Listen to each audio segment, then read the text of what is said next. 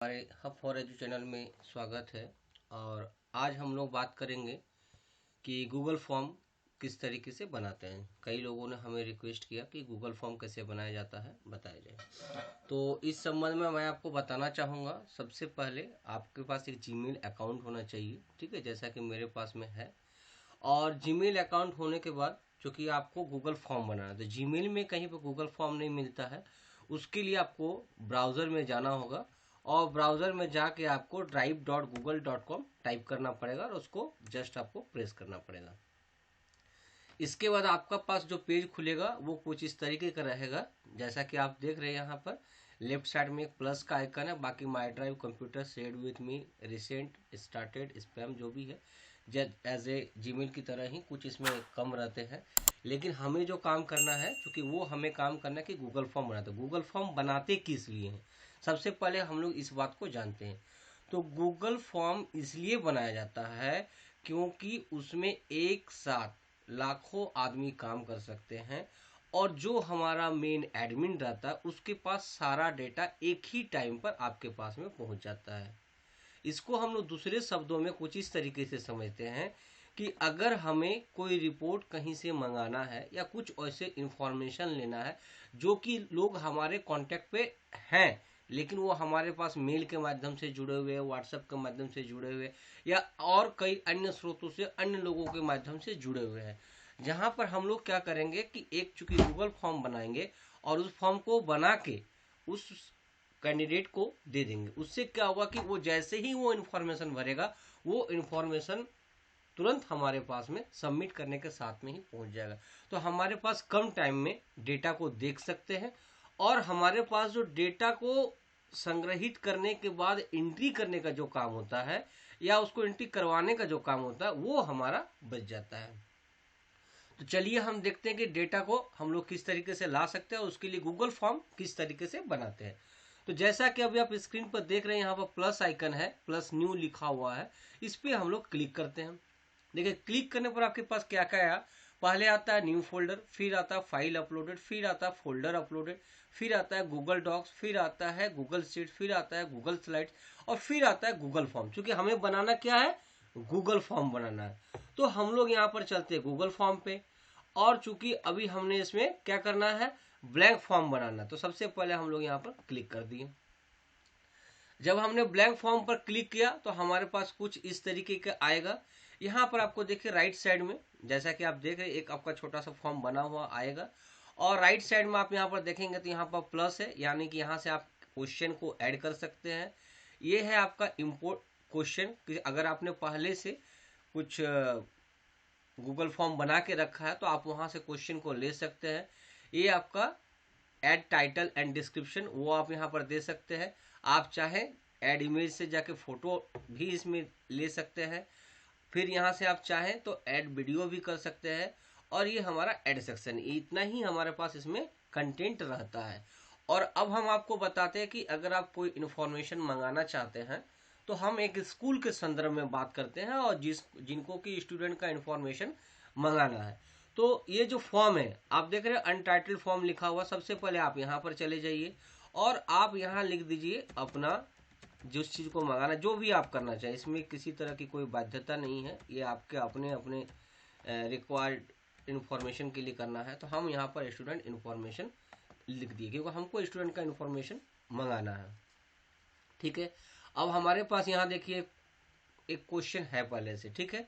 हम लोग यहाँ पर क्या लिखेंगे, हम लोग यहाँ पर लिखेंगे नेम ऑफ स्टूडेंट। क्योंकि हमें स्टूडेंट का इन्फॉर्मेशन मंगाना तो सबसे पहले हमें बच्चे का नेम ऑफ स्टूडेंट चाहिए। ये आप पे डिपेंड करता है कि आप क्या लेना चाहते हैं और नहीं लेना चाहते। पहला हमने ले लिया नेम ऑफ स्टूडेंट। देखिए बहुत ही इजी है, ऐसा कुछ भी भारी नहीं है कि आपको लगेगा कि बहुत कठिन कार्य है इसमें, ठीक है। तो हमने पहले क्या किया, इनका जो फॉर्म का ये हमने स्टूडेंट इन्फॉर्मेशन किया, ये हमने यहाँ पर नेम ऑफ स्टूडेंट कर दिया, ठीक है। अब हम यहाँ पर चले जाते हैं, फिर से देखिए हमने कॉपी किया, ठीक है। हम आपको दिखा रहे हैं कि आप क्या क्या कर सकते हैं। तो इसको चलिए हम यहाँ पर आपकी सुविधा के लिए डिलीट कर देते हैं, ठीक है। अब हमें करना क्या है, एक क्वेश्चन फिर से लेना है ना। हम यहाँ पर क्लिक करेंगे, देखिए हमारे पास एक क्वेश्चन आ गया। तो नेम ऑफ स्टूडेंट हो गया। दूसरा हम यहाँ पर क्या लेंगे, फादर नेम,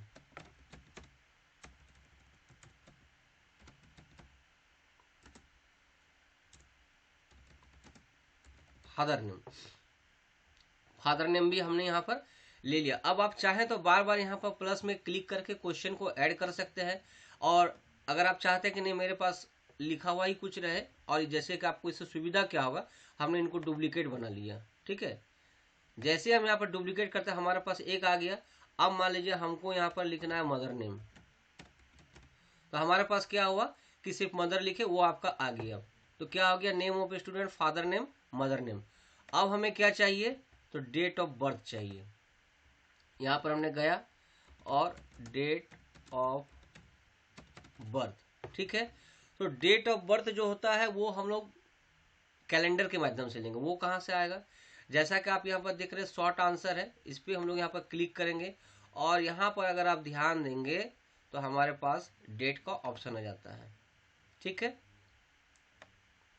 वीडियो को पूरी तरह देखें, स्किप ना करें, क्योंकि बहुत सारा इंफॉर्मेशन बीच बीच में बताया जाएगा। तो डेट ऑफ बर्थ हमारा आ गया, फादर नेम आ गया, मदर नेम हो गया। अब हमें क्या चाहिए, अब हमें चाहिए कि बच्चा का कैटेगरी क्या है। ठीक है, हमने यहाँ पर कैटेगरी लिख दिया, तो कैटेगरी तो डेट में नहीं आएगा, तो फिर आपको यहाँ पर ध्यान देना होगा, यहाँ पर जाके इनको आपको शॉर्ट आंसर लिखना पड़ेगा। तो क्या हो गया, नाम हो गया, फादर नेम हो गया, मदर नेम हो गया, डेट ऑफ बर्थ हो गया, कैटेगरी हो गया।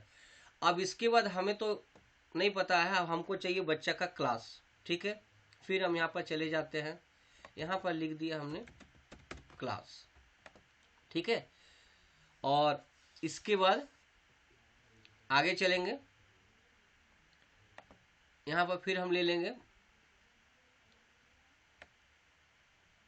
ये हो गया फादर नेम हो गया, मदर नेम हो गया, डेट ऑफ बर्थ हो गया, कैटेगरी हो गया, क्लास हो गया। ठीक है, आप चाहे तो यहाँ पर आधार नंबर भी ले लीजिए। ठीक है, ये भी हमने यहाँ पर ले लिया। फिर हम लोग इसी को जस्ट ऐड क्वेश्चन ना करके हम लोग इसी को कॉपी कर देते हैं। फिर हम लोग क्या करते हैं, यहाँ पर एड्रेस ले लेते हैं।